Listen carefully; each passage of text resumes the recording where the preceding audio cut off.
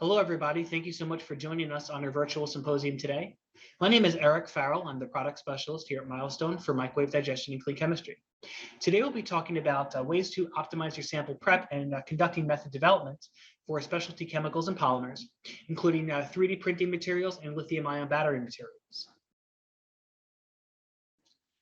So first, we're going to go over how to approach method development and some simple guidelines to follow. We're going to talk about the available microwave technologies for conducting sample prep for metals analysis.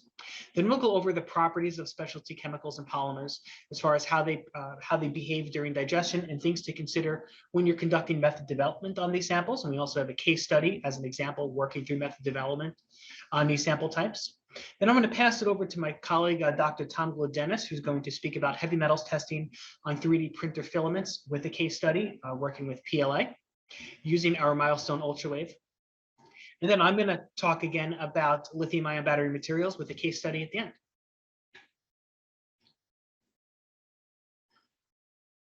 So when we're looking to develop a method or to optimize our method for sample prep, it's typically for one of three reasons.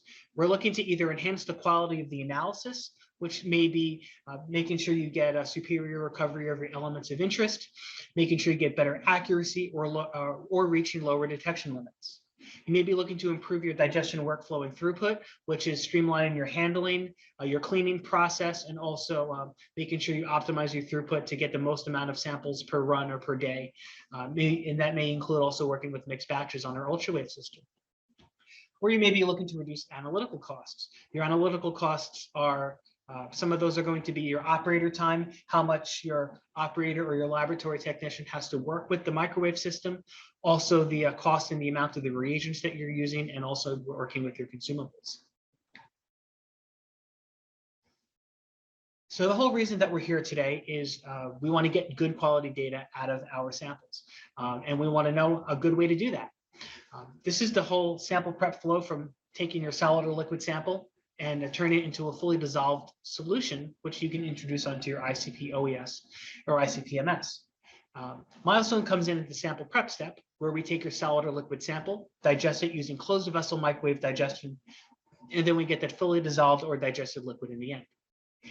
In the sample prep step, this is where we're going to dive in a bit more today to go into optimizing that sample prep and working with method development to make sure you get the optimal digestion solution to get all of your elements of interest stable for that subsequent analysis. So that's what we're going to be diving into today. We're going to talk about how to approach method development, but before we do that, I want to talk a little bit about the different types of microwave systems that are available for sample prep. Essentially, there's two different types of main platforms that are out there when it comes to closed vessel microwave digestion. We have rotor-based technology and we have single reaction chamber technology. Rotor-based technology has been around for well over 30 years in laboratories around the world. Essentially, the way that this works, if you're not familiar with it, is we have individual pressurized reactors that are processed in batches. So you're running more or less similar type samples of similar reactivities together. We have 3 rotor configurations for our Ethos Up platform or Ethos Easy platform, depending on what you're doing. So when deciding what's the best combination of quality and throughput, this is what you're going to be looking at. So what's the right rotor for your application? For an easy application where throughput is the main concern, high throughput and high throughput is ideal, you may want to look at our Maxi 44 high throughput rotor. If it's a more demanding application where the quality of results is the highest priority and you can sacrifice some throughput, then you may want to look at our high pressure rotor, our SK15. If your application falls somewhere kind of in between, we have our high performance rotor, our Maxi 24 HP. All 3 rotors controlled by our Easy Temp contactless temperature control technology. Then we also have our other system, our single reaction chamber technology. This was developed in order to overcome the inherent limitations of rotor-based microwave systems. So what does that afford you as far as sample optimization and method development? The Ultrawave with SRC technology is able to surpass the temperature and pressure capabilities of rotor-based microwaves. For example, a rotor-based microwave, you may have to be limited to up to about 240 Celsius maximum operating temperature. Maximum operating temperature of the Ultrawave, the SRC system, is 280 Celsius, 199 bar. What that means for you is you can digest virtually any type of sample matrix, and you can more or less take temperature out of the equation as far as a variable because you're able to get hot enough to digest your samples. If the sample can be digested with acid, you should be able to do it on the ultrawave system because it has that higher temperature and pressure capability. The ultrawave also affords full mixed batch capability, which means that you can run any types of samples together. So you can also vary the sample mass and the acids and the acid chemistries that you're using for method development purposes. It's also suitable for all types of reagents, aqua regia, HCl, HF, and you can also mix sample masses, acid volumes, and also change acid chemistries all in the same run and run completely different types of samples if you wanted to. So when you're working with an unknown or new type of sample, what are you looking to achieve with method development? It's typically one of these things that you'll see here. You may be looking to find the optimal acid chemistry to achieve a complete digestion. You may be looking to find the maximum sample mass that can be safely digested on your microwave system. You may be looking at a higher mass because you have to get a homogeneous representation of your sample, or you may be looking at lower elements, concentrations of elements of interest in your sample. Also finding minimum acid volume. What's the least amount of acid you can digest your sample with, or what's the most time efficient way to digest your samples. So that's going to be optimizing your microwave program. You may not have to go for 20 or 30 minutes for every type of sample. Maybe 10 or 15 minutes is just fine. So not only are you optimizing the acid chemistry in your mass, but also your program to give you the most, not only the best digestion, but the most efficient digestion for your workday. If you're working with the sample and trying to achieve complete digestion, but you're having some problems, it's typically a few different things. Final digestion temperature is not high enough. With the ultrawave, we don't have that problem so much because we're able to go to 280 Celsius. So you may want to increase your digestion temperature. Your digestion time may not be long enough. That's going to be more applicable for inorganic samples that require time and temperature to break down. Especially with inorganic samples, your acid chemistry may not be accurate, or may not be correct, rather. So working with organic samples, you're typically working with nitric acid with maybe peroxide for rotor-based microwave. However, for inorganic samples, your acid chemistry can vary greatly, which you'll see in a little bit. Signs of incomplete digestions can be this. Now, you're going to see these signs of incomplete digestions typically when you dilute your sample to final volume. That's when you want to judge your samples. So you may have a yellow sample, which is due to residual carbon content, essentially undigested organic matter. Your sample may be cloudy, or you may have unexplained sediment. Unexplained sediment in an organic sample could be silicates, for example. However, if you're not worried about digesting silicates, don't worry about that. Or if you're working with an inorganic sample and you're using HF and you have calcium or magnesium, you may have insoluble fluorides. Or you may not know what it is. Those are some of the signs of you don't have a complete digestion, and we might have to do something to optimize our process. So when you're working with method development, you're starting to tackle it, there's a few things that you want to consider and a few rules of thumb to follow. I would say always know what your goal is. The goal is to get your elements of interest stable in solution. So that may not always mean getting a complete digestion of your samples. That may mean making sure just using the acids that are required to get your samples and your elements of interest in solution. So for example, if you're working with a sample that contains silicon or titanium and you're not analyzing for those samples, you can forego the use of HF or fluoroboric acid. You always want to choose the acids based on your sample composition and your elements of interest. So you need to make sure that not only we digest your samples and get them into solution, but they're stable in solution. And as an example, let's say you used hydrochloric acid in your sample and you're digesting with silver. You may need an excess of hydrochloric acid to make sure your silver doesn't fall out of solution. Always start with a lower sample mass and go up from there. So typically with organic samples, I'll start with about 0.1 grams. If you're working with an inorganic sample, say silicon carbide or graphite, which is typically used in battery material, you may want to start with 50 milligrams or so. I don't have it listed here, but you also want to make sure that if you're working with an inorganic sample, or even with organic samples, try and maximize your surface area. So work with, grind up your sample as best as possible. Maximizing surface area will help get a more efficient digestion. In a single run, always keep one variable constant. So you may want to keep your mass the same and change your acid chemistry or vice versa. The ultrawave's full mixed batch capability allows for various samples to be run at the same time, which is ideal for method development, especially in a research and development environment. For mixed batch runs, you always want to make sure that you're using the microwave program to digest your most difficult or most reactive sample. Remember, you can't over digest a sample, but you can under digest a sample, as many of you are probably aware already. If you expect that your sample has high organic content, or you expect that it's prone to exothermic reactions, start with a reactive step program at that 0.1 grams. And if you have any questions or doubts, feel free to reach into us. We're happy to help you. So essentially, we have two different types of sample types we're working with. You're either working with organic samples or inorganic samples. First, we're going to get into the organic side. So for organic samples, you have samples of different types of reactivities. Low to medium reactivities means that when your sample is being digested, it does not react vigorously with your oxidizing acid, typically nitric acid, and it's not necessarily prone to exothermic reactions. If you're working with a sample such as polymers or specialty chemicals, which we're focusing on today, those are highly reactive and prone to exothermic reactions. So a little bit more on things to consider when you're working with polymers or specialty chemicals. These are prone to exothermic reactions, which means when they're reacting with your oxidizing acid, they can react violently or react very strongly. They also may float on top of the acid surface, especially working with polyethylene or polypropylene or types of polymers, such as those that are hydrophobic, non-polar, float on top. What we typically do is we'll add water to reduce the reactivity of the sample, typically 1 ml or so. Especially with the ultrawave, it also gives us the ability to work with dilute samples.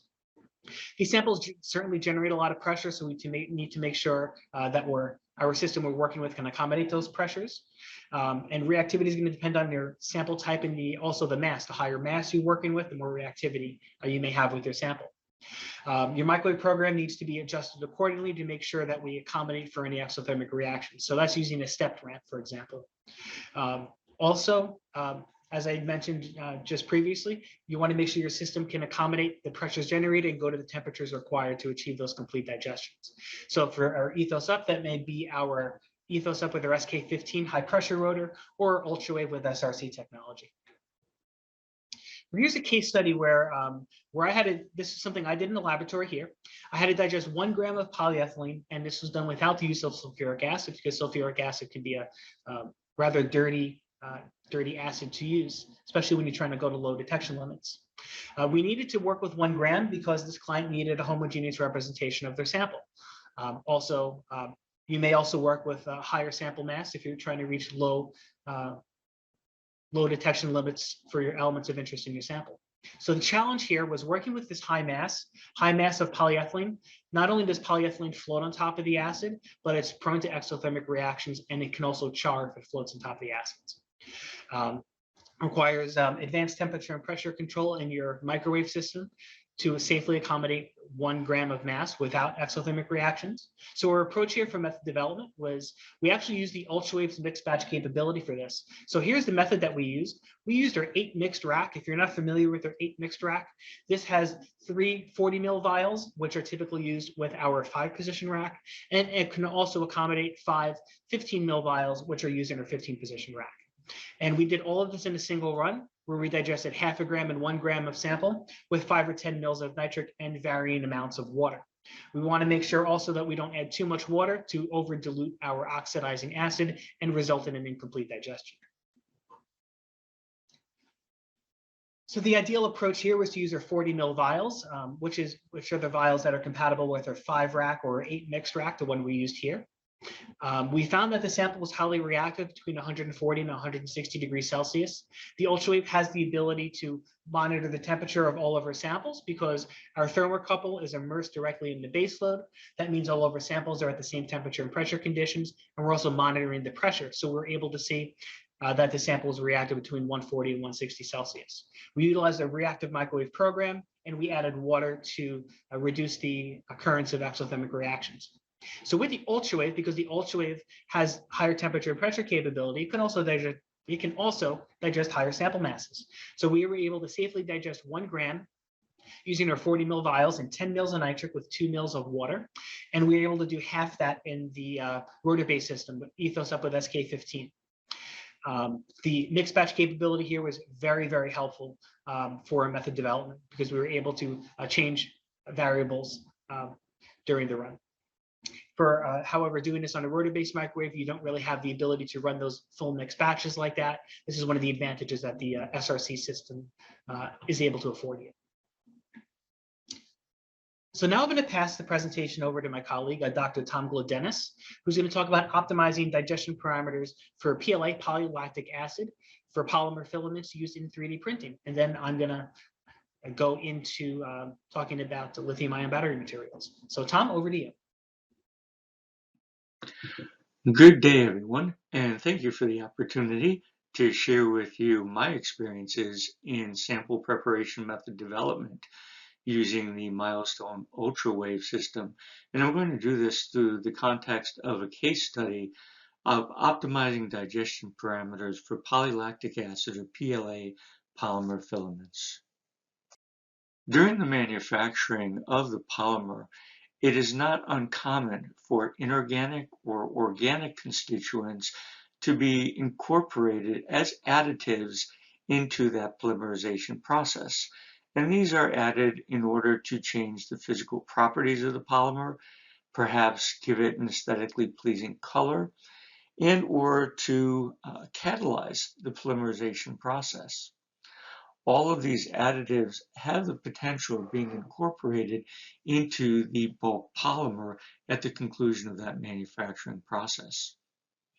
Now, one of the more common applications for polymer filaments today is for use in 3D printing.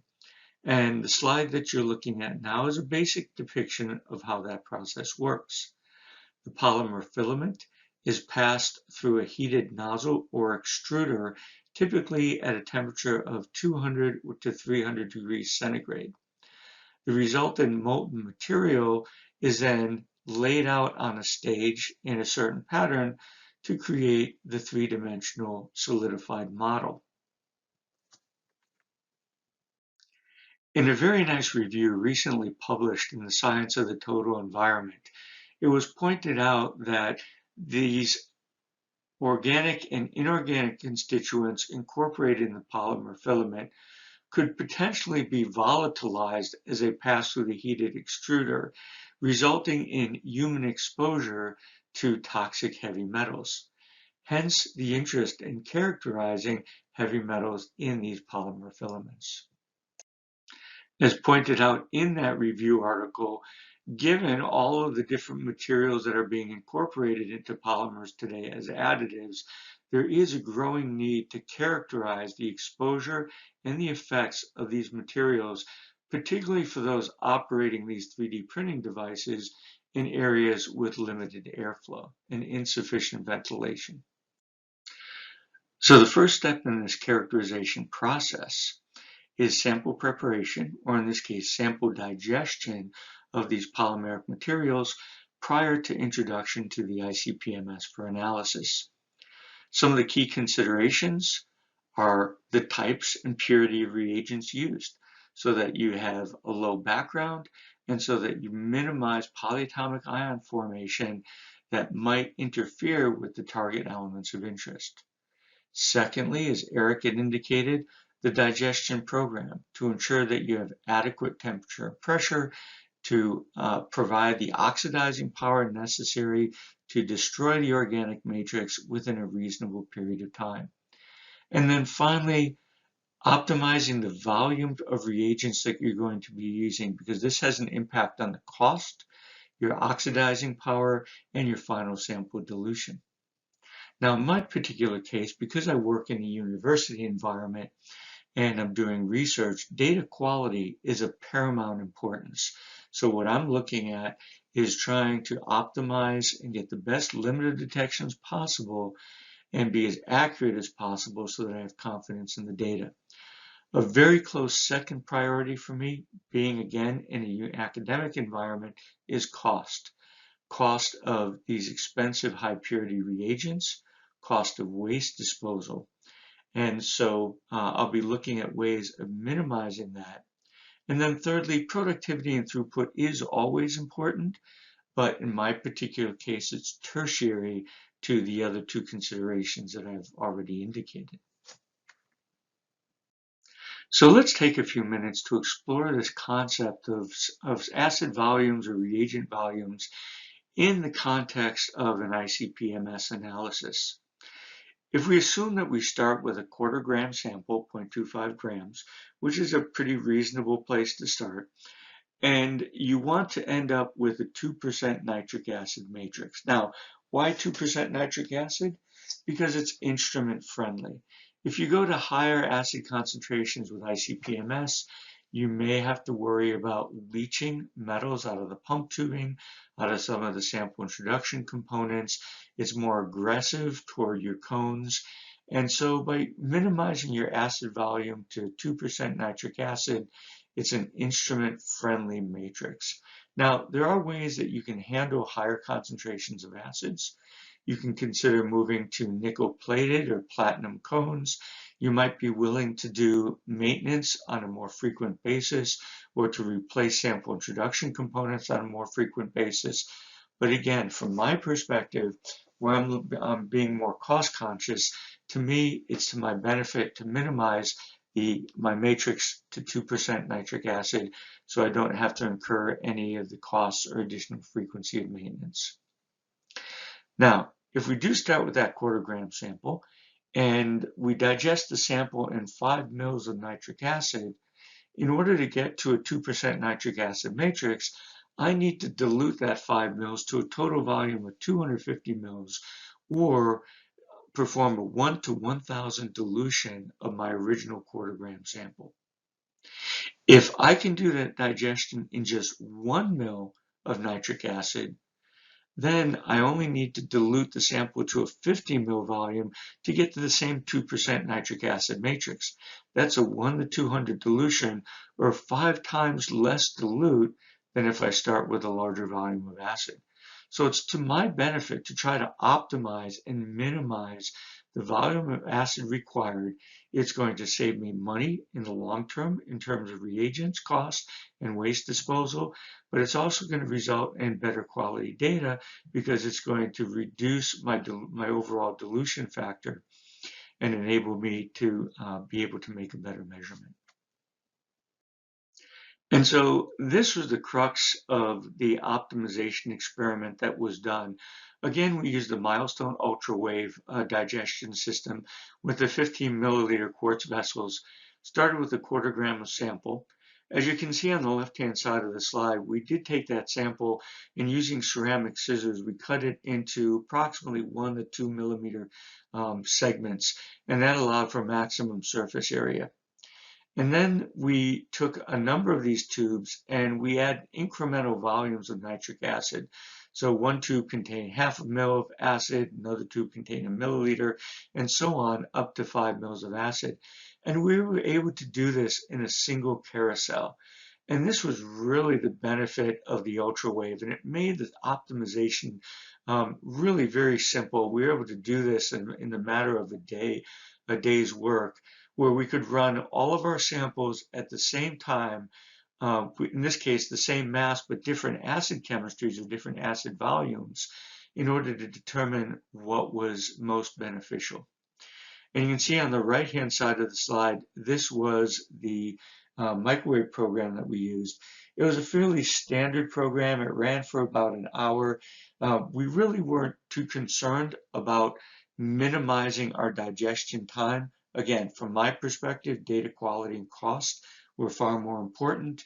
You could certainly have done the same experiment once you've optimized your acid, going ahead and doing a parametric study to optimize your microwave program as well. And so what we found was we could digest a 1/4 gram sample in as little as 1/2 mil of nitric acid. Now, for routine analysis, we've increased that to 1 mil because one thing that we did observe was because of the different formulations of PLA from the different manufacturers, in some cases, 1/2 mil was not sufficient to oxidize the entire sample. And so even though in some cases it was, if we bumped up to 1 mil, now we had a universal protocol that we could use regardless of manufacturer. So a 1/4 gram sample with 1 ml of nitric acid. We diluted this up to a 50 ml total volume to get me my 2% nitric acid matrix. Very comfortable for the instrument to analyze with excellent detection capability. The total dissolved solids, if you look at a 1/4 gram going into 50 mils, works out to about 0.5%. Now, I put a question mark there because total dissolved solids is a measure of the total amount of organic and inorganic constituents in your sample of a certain particle size. And in this particular case, we're trying to digest and oxidize the majority of the organic material and drive it off basically as carbon dioxide. And so although the calculated total dissolved solids is about 0.5%, in reality, that's probably a lot lower because of the extent to which we were able to oxidize the organic matrix. Again, making it a very comfortable analysis for the ICP-MS. We were able to do this in less than a day, come up with a digestion protocol that worked universally across all the samples that we were interested in characterizing, and the total digestion time was about 60 minutes. And again, this wasn't something that we looked to optimize because we weren't in a hurry. We have plenty of time with the 15 positions in the carousel with an hour.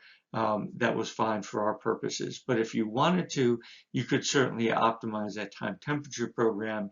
And again, with the ability to do that independent of sample volume and sample mass in your acid chemistries, it really does simplify the method development process.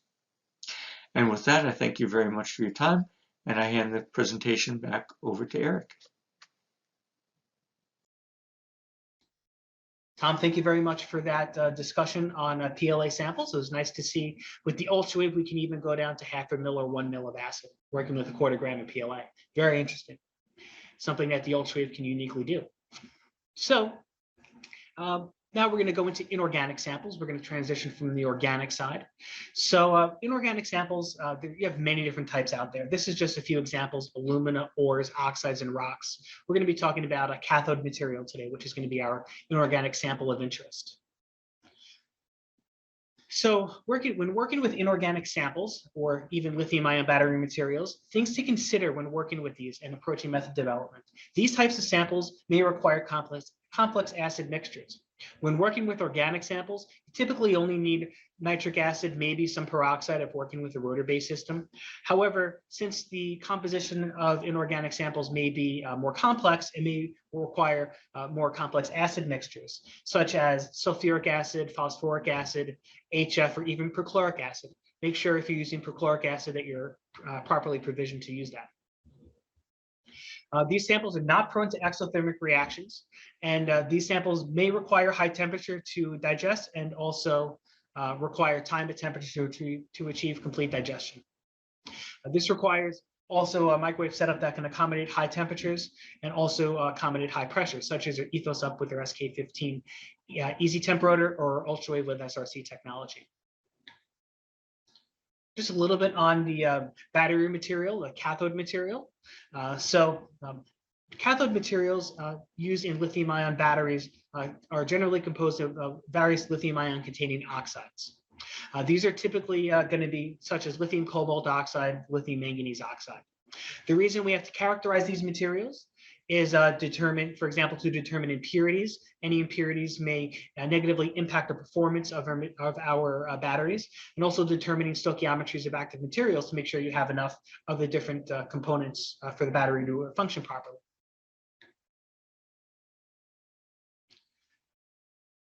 So specifically, we're going to talk about lithium manganese oxide. The challenge here was achieve complete digestion of the sample and digest no less than 500 milligrams. The reason we're working with 0.5 gram is for impurity analysis. We want to make sure that there's no impurities that are in the sample that can negatively impact the performance of the material when it's used in the final product.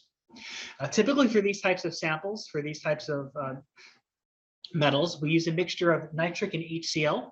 3-to-1 mixture of HCl to nitric is called aqua regia, and that's what's commonly used for digesting metals and oxides.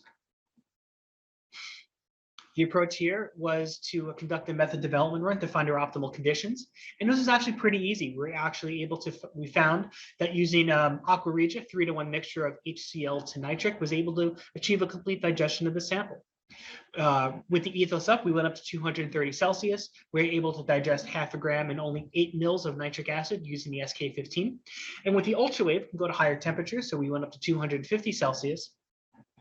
And also the ultrawave has no minimum acid volume. So which means that we were able to digest less than the 5 mils minimum reagent volume for rotor-based microwave. We went down to 4 mils of acid, which allowed for a more concentrated solution to allow us to get better analysis of the trace elements that are in our solution.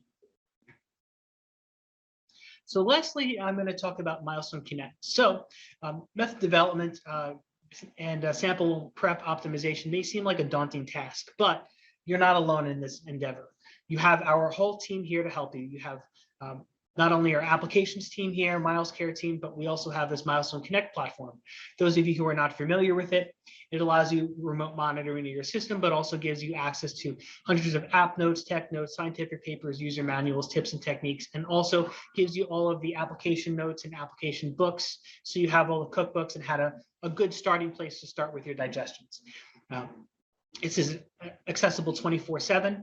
And not only can you use this, but again, feel free to contact us. You can contact us directly through the Milestone Connect portal if you'd like to, or you can contact us via phone or email.